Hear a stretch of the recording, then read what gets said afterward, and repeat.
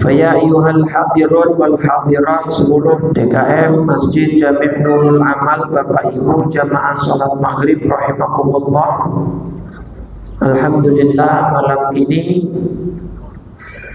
adalah malam terakhir di tahun 1446 Hijriah.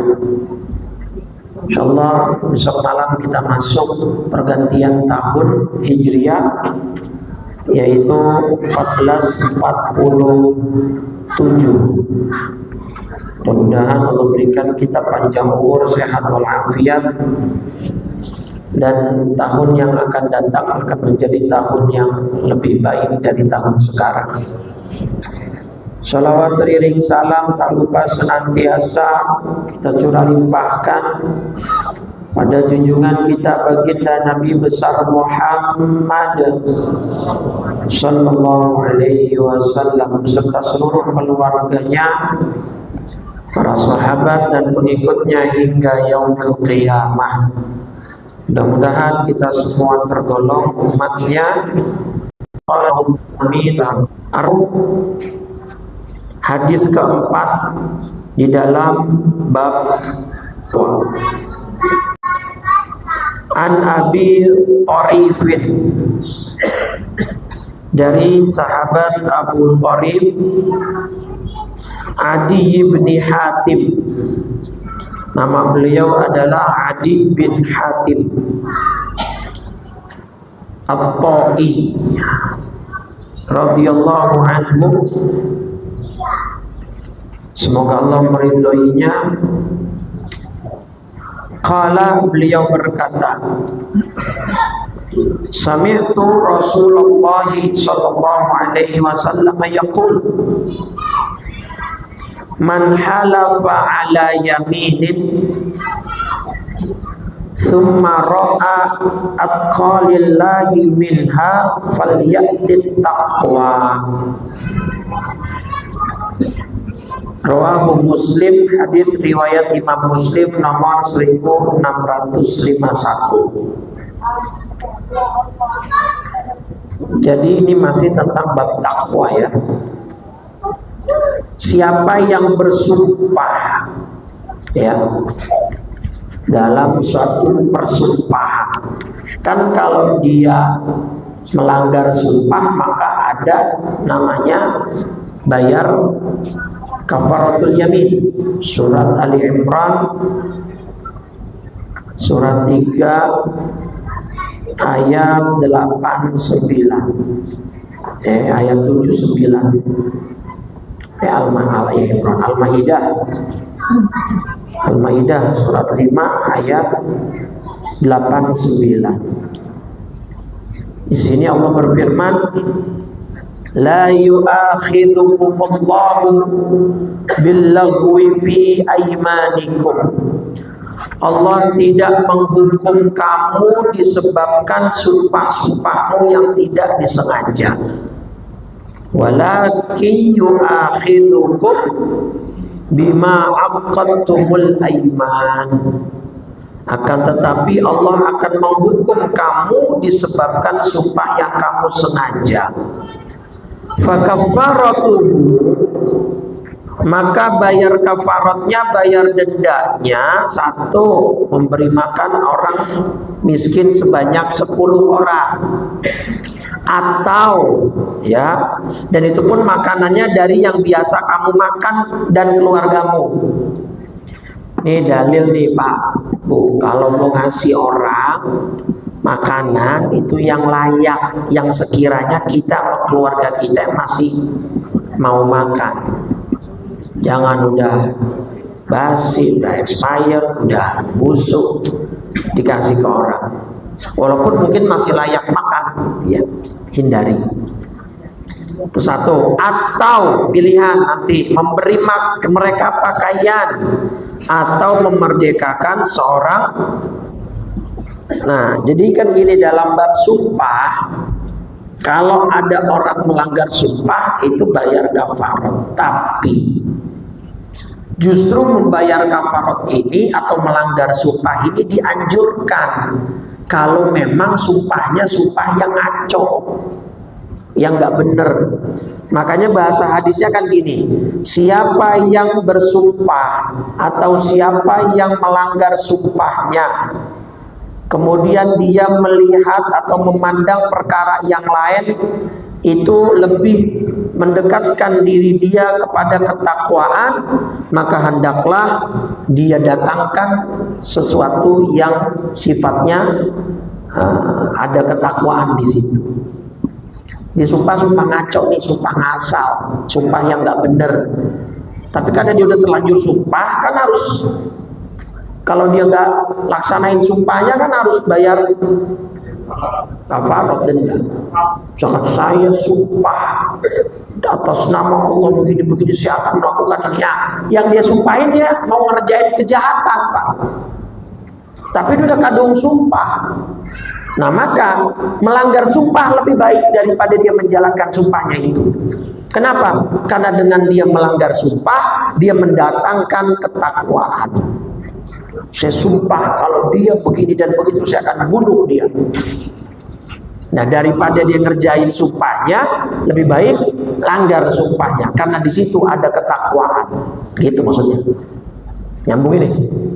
Nah, tapi kalau sumpah-sumpah yang biasa, yang benar, yang memang itu ya udah.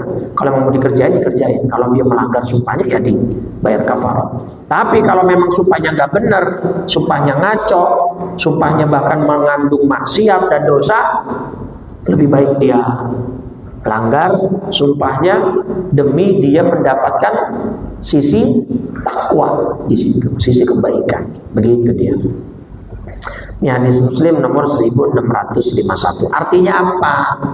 Takwa itu di atas segalanya. Gitu. Walaupun dia mesti bayar kafarat karena melanggar sumpahnya. Gak apa-apa deh. Saya ngasih makan orang berapa miskin tadi? 10. Sesuai yang kita makan lagi. Kalau kita makannya tempe, tahu, terong, telur, toge, udah lengkap itu dah. Sayurnya ada, proteinnya ada, ya lengkap udah cuma 10 orang lagi, daripada kita tetap kekeh menjalankan sumpah malah berbuat dosa. Itu maksudnya. Paham ya? Kenapa?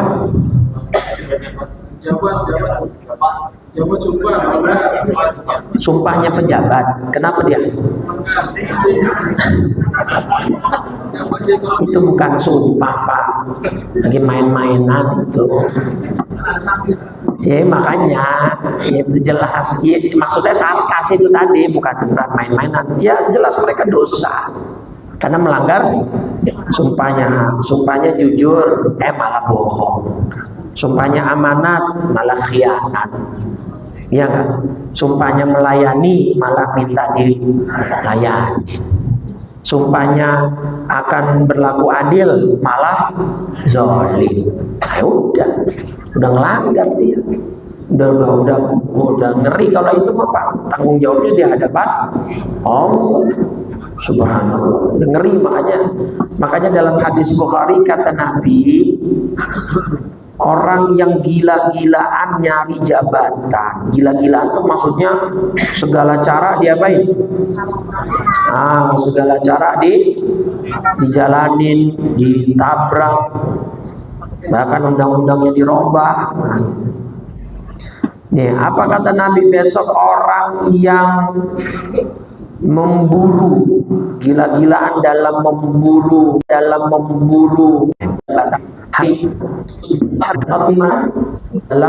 kesatuan yaumul qiyamah. Dan itu semua yang kalian rebutkan akan menjadi nadamah, penyesalan di hari kiamat. Fa ni'mal murdi'ah wa bi'satil fatimah. Maksudnya ini udah di sama Nabi sudah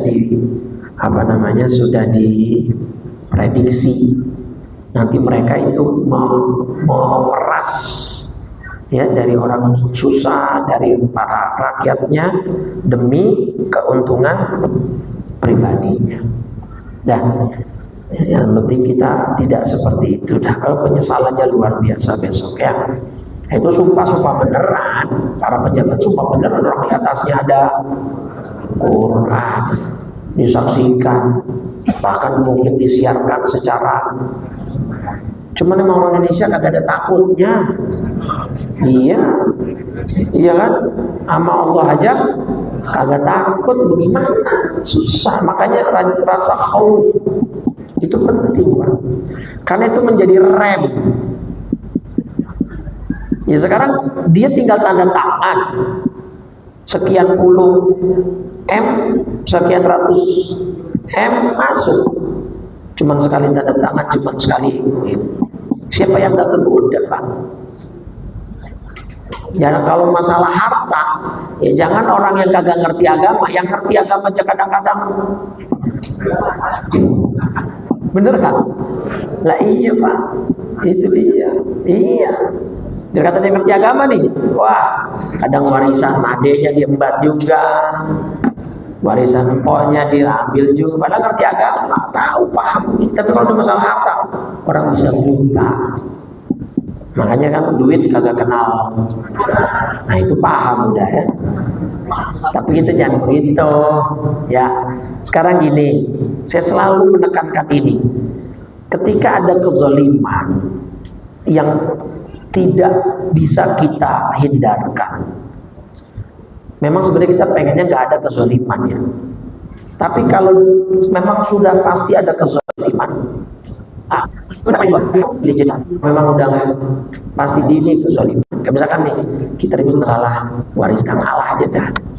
Ya bentar rame, silaturahim putus. Yang penting Anda tidak jadi pelaku. Tapi kan kita rugi, Ustaz. Ya terus mau gimana? Kita bawa ke meja hijau, banda begini nih dulu, saya putusin silaturahim. Ya emaknya punya warisan gelang, emas, kalung, segala macam, ribut lagi, berantem, putus silaturahim. Yang ketiga datang, wa fi hadza quti'at yadi. Dulu tangan saya dipotong gara-gara benda ginian nih. Emasnya bukan segram 2 gram seperti 2 peti, gede-gede, emas segede gunung, gede tiang panjang. Fala ya'khuduna minhu syai'a. Dan dari antara mereka tidak ada yang mengambil sedikit pun. Kenapa? Emas, Pak. Ya kagak laku emas. Tuh, padahal udah dikeluarin sama bumi tanpa ditambang, tanpa dikeruk-keruk, tanpa ngerusak alam, dikeluarin. Kagak ada yang mau ngambil. Karena udah apa? Maka jangan jadi pelaku kezaliman, ya. Ya, tapi kalau memang bisa tidak dua-duanya ya lebih bagus. Itu sumpah palsu, sumpah bohong itu hadapan Allah nanti besok. Ya orang-orang itu akan menyesal di hadapan Allah Subhanahu wa Ta'ala. Padahal hidupnya cuma 1,5 jam, nggak terasa. Tahu-tahu udah mati, tahu-tahu harus bertanggung jawab. Baik caranya dengan hablum minallah atau dengan hablum nas. Dan al-khamisu hadir an Abi Umamah Sudai bin Ajlan al-Bahili. Dari Abu Umamah Sudai bin Ajlan al-Bahili radhiyallahu anhu, semoga Allah meridainya. Qala, beliau berkata, sami'tu Rasulullah sallallahu alaihi wasallam, aku pernah mendengar Rasul sallallahu alaihi wasallam yakhtubu fi hajjatil wada'. Nabi pernah khutbah di haji wada'. Apa haji wada'? Nah, haji terakhirnya Nabi, perpisahan. Karena nabinya wafat di Rabiul Awal. Jadi haji di Dzulhijjah. Nah, dari situ di Rabiul Awal Nabi kemudian wafat, meninggal dunia di usia 63 tahun. Nah, Nabi sedang berkhutbah di haji wada.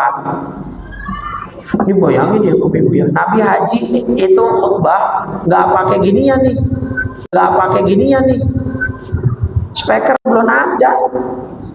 Jadi ini menandakan dan menunjukkan bahwa Nabi itu kalau khutbah suaranya lantang, tegas, keras. Itu. Bahkan di hadis Muslim juga Nabi kalau khutbah itu berapi-api, Pak. Jadi supaya orang nggak ngantuk. Jadi kalau dia ngantuk dihantam lagi, dikencengin lagi suaranya. Jadi Nabi itu ka'annahu, seperti Nabi ketika khutbah itu seperti pemimpin perang. Nah, pemimpin perang yang akan memberikan aba-aba untuk menyerang. Mau gitu dia. Itu sifat khutbahnya Nabi Shallallahu Alaihi Wasallam. Itu sunnah tuh. Jadi kalau khutbah ya kalau bisa agak dinaikin itunya, suaranya, gitu ya, supaya orang-orang tidak terdistraksi oleh tidur, oleh handphone kalau zaman sekarang, supaya dia bisa fokus mendengarkan gitu ya. Kayak Ustaz Yahya Waloni kemarin meninggal pas lagi khutbah Jumat ya, di hari raya Idul Adha kan kemarin kan, beliau wafatnya tuh, wafat dalam keadaan husnul khotimah Bapak Ibu ya. Jadi supaya kita meninggal husnul khotimah itu selalu membiasakan hidup dalam kebaikan ya, supaya kita tidak mati dalam su'ul khotimah. Faqala, Nabi lagi haji wada berkhutbah. Apa isinya? Ittaqullah, ya bertakwalah kepada, wasallu khamsakum, salat 5 waktu, wasumu syahrakum, puasa Ramadan, wa addu zakata amwalikum, tunaikan, bayarkan zakat harta kalian, wa ati'u umara'akum, dan patuhilah pemimpin-pemimpin kalian. Ini dia, diperintah Bu Pak sama pemimpin patuh selama pemimpinnya tidak menyeru atau memerintah sesuatu yang haram, wajib patuh. Dan gak main-main balasannya, tadkhulu jannata rabbikum, kalian sholat, puasa, bayar zakat, patuh sama pemerintah, kalian akan masuk surga Tuhan kalian dengan selamat. Hadis Tirmidzi nomor 616. Jadi Bapak Ibu, ketakwaan ini lagi-lagi satu kalimat yang mudah diucap ya, tapi sulit. Nabi Nuh alaihi salam itu kurang sabar apa Bapak Ibu?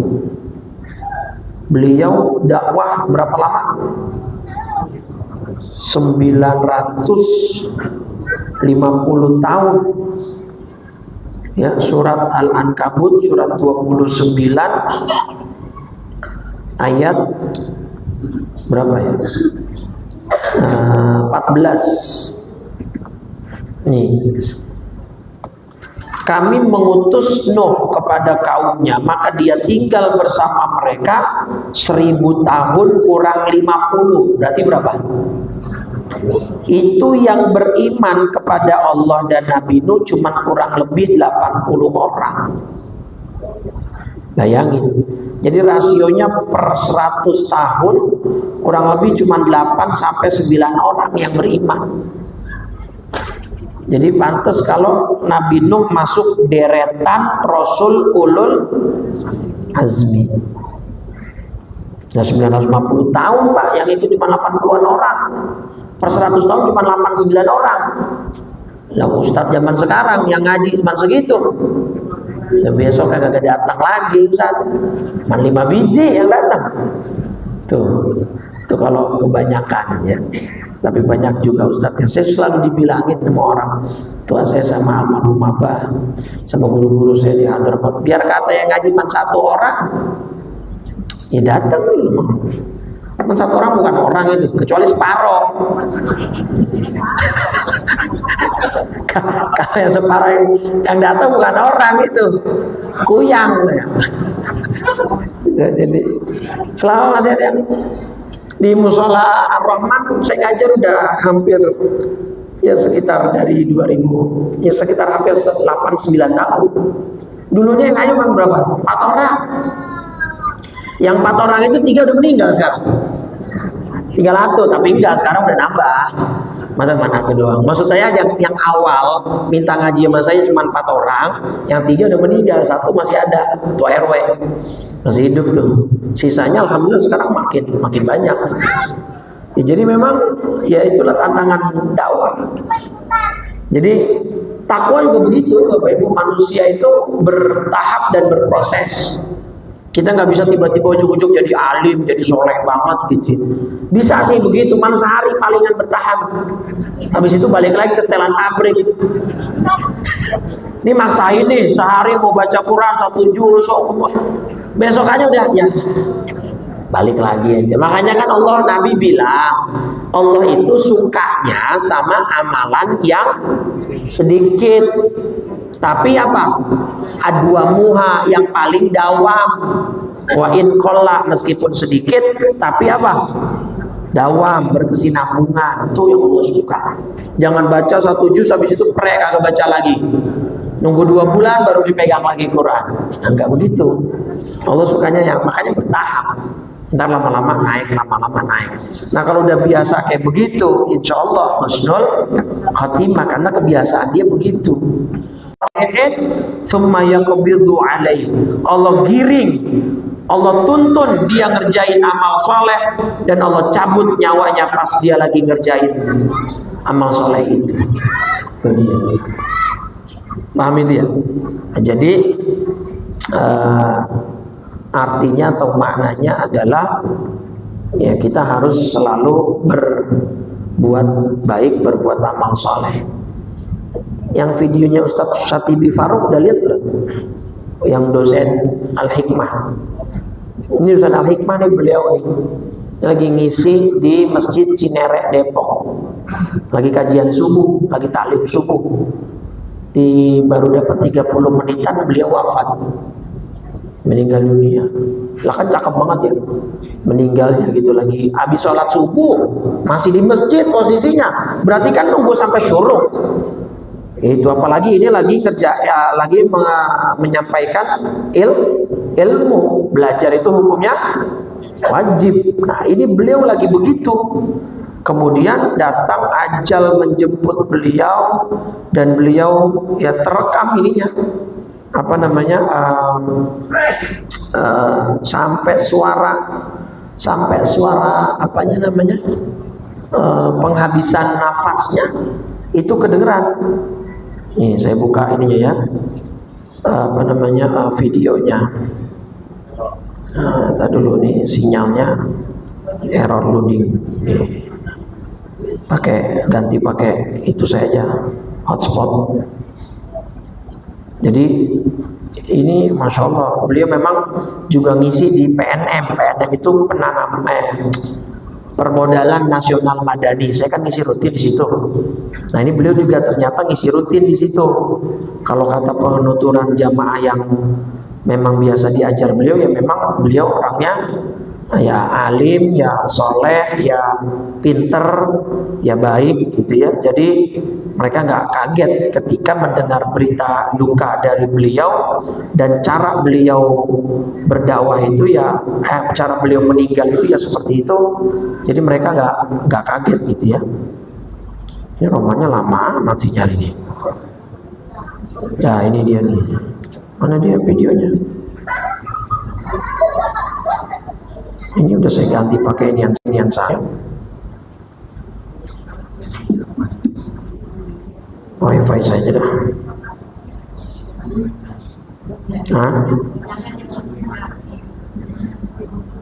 Sinyal. Ya begitulah dunia Bapak Ibu. Gak ada yang sempurna ya. Nih dia nih. Tapi bisa jalan gak ya?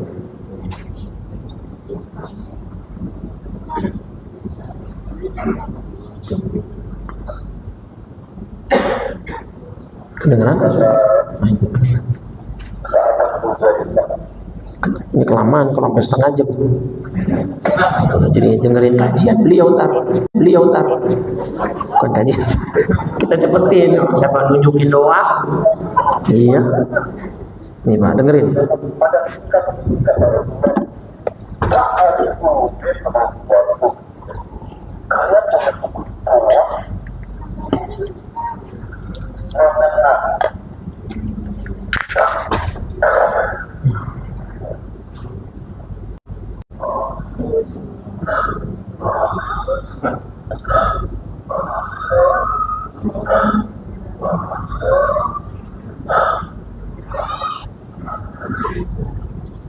Saya cuma menunjukin kita pasti melalui fase ini.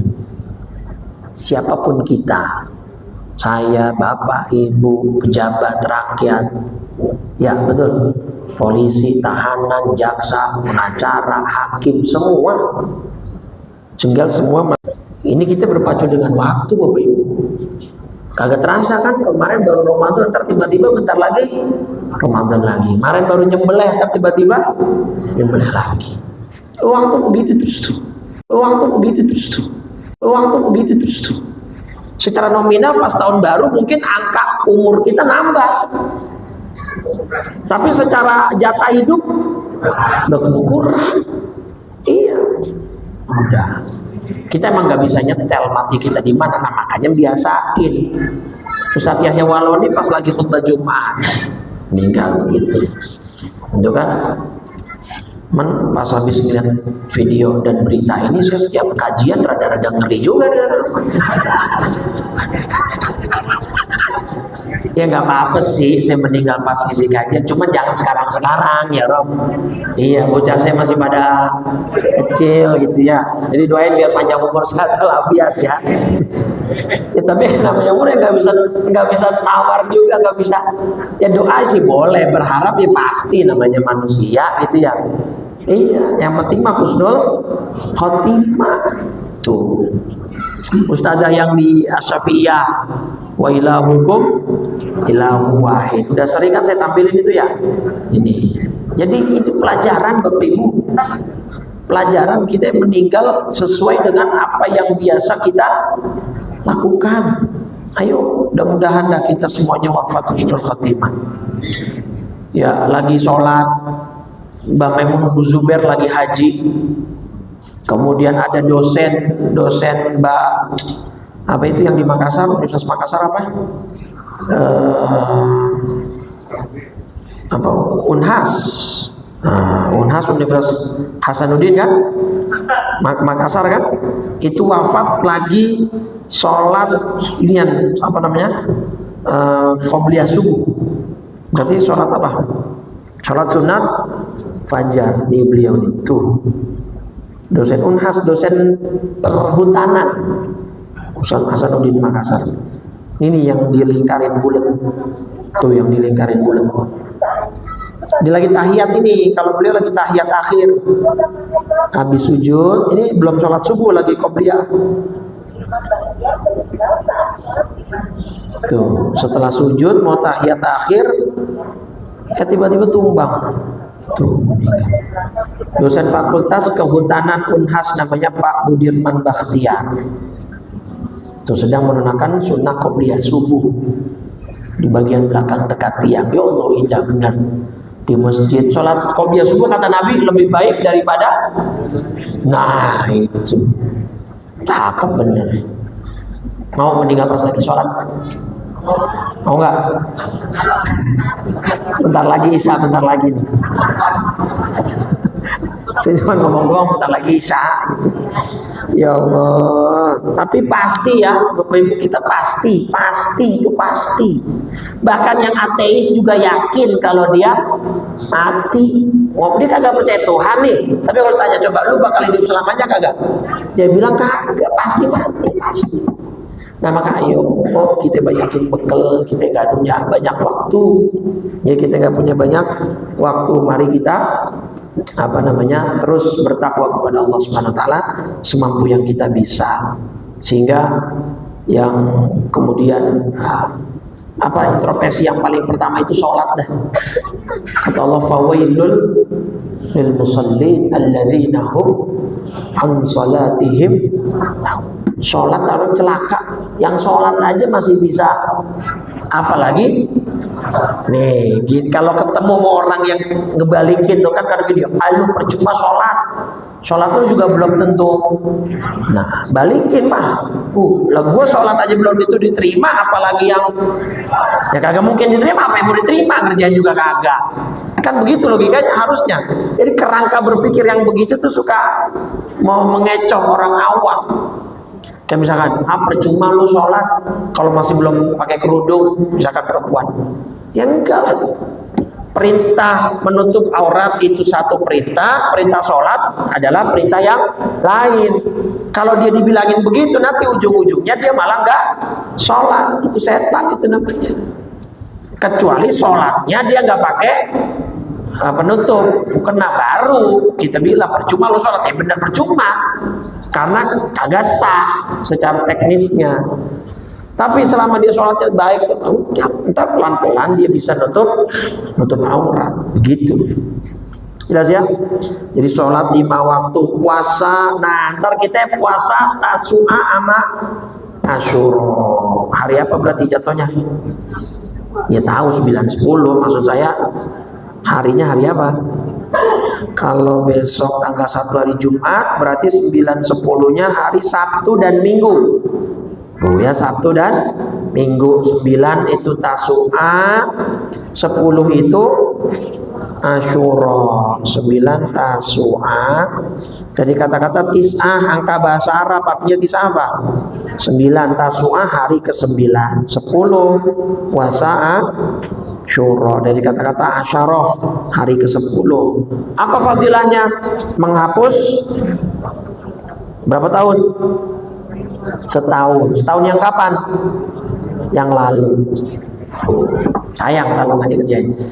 Nah, kenapa ada puasa tanggal 9? Itu dulu kan ceritanya begini. Asyura itu ketika Nabi datang ke Madinah, ngelihat orang Yahudi pada puasa. Ditanya, kenapa kalian puasa? Oh, ini hari di mana Nabi Musa diselamatkan dari kejaran Fir'aun, gitu. Paham ya? Nah, kemudian kalau begitu kami yang lebih berhak berpuasa, bukan kalian. Kenapa? Karena kalian tidak beriman kepadaku, kata Nabi. Kalau kalian memang beriman kepada Nabi Musa, harusnya kalian juga iman kepadaku. Karena para nabi dengan nabi yang lainnya itu saling berhubungan, nggak bisa dipisahkan. Maka kalian nggak berhak puasa ini, yang berhak kami, maka Nabi puasa. Nah, dalam perjalanannya sahabat Ibnu Abbas diantaranya komentar, ya Rasul, kalau kita puasa begini, kita sama kayak orang Yahudi. Ya udah, ntar fil amil muqbil, di tahun yang akan datang, nasumu yaumat tasir, kita akan puasa di tanggal 9-nya. Jadi tanggal 9 itu puasa untuk membedakan antara amalia orang Islam dengan orang. Nah, jadi besok puasa kalau bisa 2 hari, 9 dan 10. Nah, ini juga biasa kita sebut dengan lebaran anak yatim, karena memang dari kitab Lataiful Ma'arif Imam Ibnu Rajab Al-Hambali ada kebiasaan, tradisi dari ulama di tanggal itu tuh mereka berbagi-bagi rezeki, di antaranya yang dilebihin itu kepada anak yatim, begitu. Makanya seperti itu yang kemudian sampai sekarang kita amalkan dan kita lakukan. Bukan berarti nyantunin yatim cuman setahun sekali, kapanpun kita menyantunin boleh, cuman ini ada momentumnya untuk membangkitkan lagi ghirah dalam menyantuni dan menyayangi anak yatim, gitu. Termasuk ibunya yatim juga boleh. Ibunya yatim, toh ibunya yatim, berarti nah ini lah, boleh nggak dikasih santunan ibunya? Lah boleh, Pak, boleh. Bahkan kata Nabi, orang yang menyantuni janda, menafkahi janda, itu seperti orang yang jihad fisabilillah. Tuh mantep lagi nonton. Dicatat seperti orang yang bangun malam sholat semalaman suntuk. Dicatat kayak orang puasa di tiap siang hari. Tuh ya. Cuman jandanya jangan pilih-pilih. Nah, ada janda yang tua sebelah rumah ngasihnya yang RT sebelah. Gitu ya. Itu namanya tidak seperti itu. Jadi alal armilah. As-sa'i alal armilah, hadisnya orang yang berjalan untuk menyantuni dan menyayangi para janda. Nah, ini hadisnya nih. Saya bukan ngada-ngada. Ya, hadis Bukhari nomor 5353. As-sa'i 'alal armilah, armilah itu janda. Wal miskin, dan orang miskin kal mujahid fi sabilillah, seperti orang berperang di jalan Allah. Tapi saran saya, Bu, kalau suami ibu mau ngasih janda, ibu aja yang ngasih. Jangan dia sendiri suruh jalan gitu ya. Itu namanya bahaya, modus dia namanya. Jadi ibunya yang ngasih istrinya gitu ya. Jadi dicatat seperti mujahid, seperti orang yang bangun malam, dan seperti orang yang puasa di siang hari. Ini kadang-kadang suka dilupain soalnya janda ini. Kita terlalu fokus sama anak yatim, karena memang yatim lebih banyak dalilnya di Quran. Tapi jangan lupa sama emaknya juga gitu. Karena emaknya juga butuh. Karena sebenarnya kan gini, Bu. Ibu kandung pun itu sebenarnya tidak boleh semena-mena menggunakan harta anaknya ini yang yatim. Nggak boleh semena-mena semuanya, kecuali memang kemarin kita sudah bahas dalam surat An-Nisa tuh kan, ayat 8 atau ayat 9. Kalau memang ibunya juga tidak punya penghasilan, wa in kana faqiran falyakul bil ma'ruf. Boleh ibunya menggunakan duit dari punya anaknya untuk dimakan sama-sama. Artinya bil ma'ruf itu yang sepatutnya. Tapi tetap usahain jangan dihabisin semua. Sisain, ambil aja secukupnya. Tetap anaknya punya apanya? Tabungannya, punya savingnya, punya celengannya, supaya dia ada simpenan yang memang benar ini harta milik dia. Nah kan kalau ibunya juga dapat santunan kan insya Allah ibunya nggak akan pakai uang anaknya. Nah tapi zaman sekarang anak juga jangan main dikasih duit aja. Takutnya nanti kalau dia yang megang akhirnya main game online, judi. Itu yang lagi rame di Bekasi ya, yang anak mukulin emak, lihat ya Bu? Ya Allahu Akbar, laknat banget bocah ya. Nah, kesian sih sebenarnya, dia minta duit 30.000 apa ya? Ya 30.000 doang ya. Tapi kan ibunya buruh cuci, mungkin nggak megang duit cash, gitu juga nggak ada. Ya Allah, ibunya kesian. Akhirnya karena viral. Ya Allah, ngeri. Sebelum KDM itu udah viral duluan gitu ya. Jadi di antara dosa besar yang siksanya didahulukan di dunia tuh uququl walidain, durhaka sama orang tua. Jangankan mukul, nendang, ngomong aja gak boleh, bentak aja gak boleh gitu. Iya, ini maling kundang versi sekarang itu dia. Nah, mudah-mudahan sih bisa taubat, mudah-mudahan juga ibunya memaafkan dia gitu ya, sehingga mudah-mudahan anak itu bisa kembali ke jalan Allah Subhanahu wa taala. Baik, sampai situ insya Allah pertemuan berikutnya di tahun yang akan datang ya. Jadi 1 tahun nih kita nih. Bab baru, bab 7, bab yakin dan tawakal. Baik, sebelum saya tutup, ini ada permintaan doa untuk kelahiran cucunya Pak Dwi yang ke-6 dari Divila dan Olivia. Ya, mudah-mudahan anaknya yang lahir pada hari Jumat kemarin 27 Juni. 27. Sekarang baru 25. 20 ya. Iya, 20 Juni gitu ya. Kirain udah lahir duluan, belum harinya. 20 Juni 2025 jam 3:30 sore. Mudah-mudahan jadi anak yang soleh. Laki perempuan? Laki-laki. Alhamdulillah, mudah-mudahan jadi anak yang soleh, yang berbakti kepada kedua orang tuanya. Al-adin ya ala kulli niyatin salihah. Al-Fatihah. A'udzubillahi minasyaitonir rajim. Bismillahirrahmanirrahim. Alhamdulillahirabbil alamin arrahmanir rahim maliki yaumiddin. Iyyaka na'budu wa iyyaka nasta'in. Ihdinas siratal mustaqim. Shiratal ladzina an'amta 'alaihim ghairil maghdubi waladdallin. الضالين آمين. قال رسول الله صلى الله عليه وسلم أفضل ما قلته أنا والنبيون من قبلي لا إله إلا الله لا إله إلا الله لا illallah Muhammadur Rasulullah sallallahu alaihi wasallam. Lalu aku tuh belum baca ituan ya? Lah ngapa kagak ngingetin?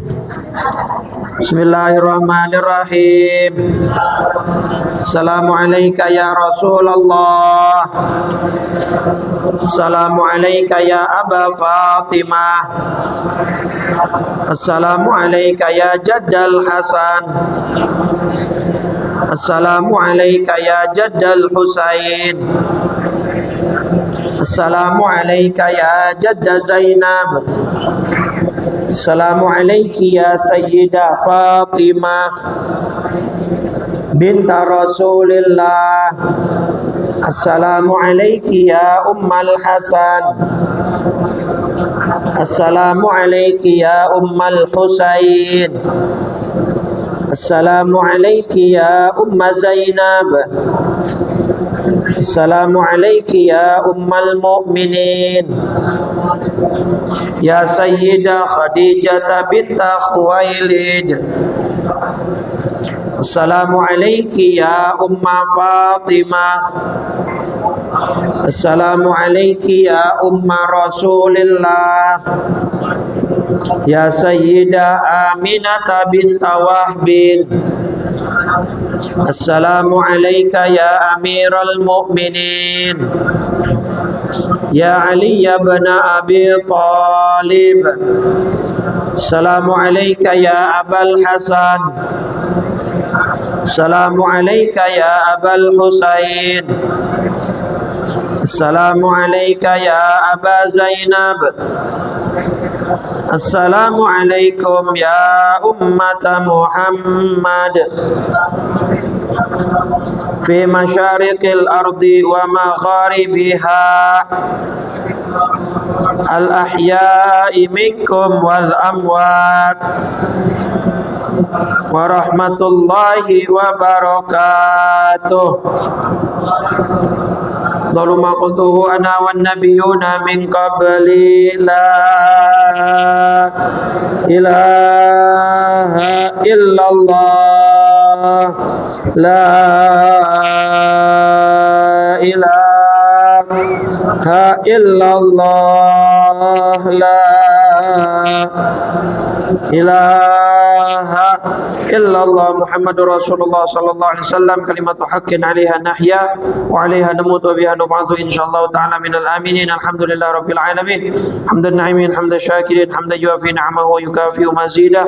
Ya rabbana lakal hamdu wa lakal mulku wa lakal syukru kama yanbaghi li jalali wajhikal karim wa li 'azimi sultanika. Allahumma shalli ala sayidina Muhammadin wa ala alihi wa sahbihi ajma'in. Allahumma inna nas'alukal huda wat tuqa wal afafa wal ghina. Allahumma ati nufusana taqwaha wa zakkiha anta khairu man zakkaha anta waliyuha wa maulaha birahmatika ya arhamar rahimin. Ya muqallibal qulub tsabbit qulubana ala dinika wa ta'atik. Ya muhawwilal hawli wal ahwal hawwil ahwalana ila ahsanil hal. Rabbana atina fid dunya hasanah fil akhirati hasanah wa qina adzabannar. Sallallahu ala sayidina Muhammadin wa ala alihi wa sahbihi wa sallam. Walhamdulillahi rabbil subhanakallahumma wa bihamdika asyhadu an la ilaha illa anta astaghfiruka wa atubu ilaik. Wal afu minkum. Assalamualaikum warahmatullahi wabarakatuh.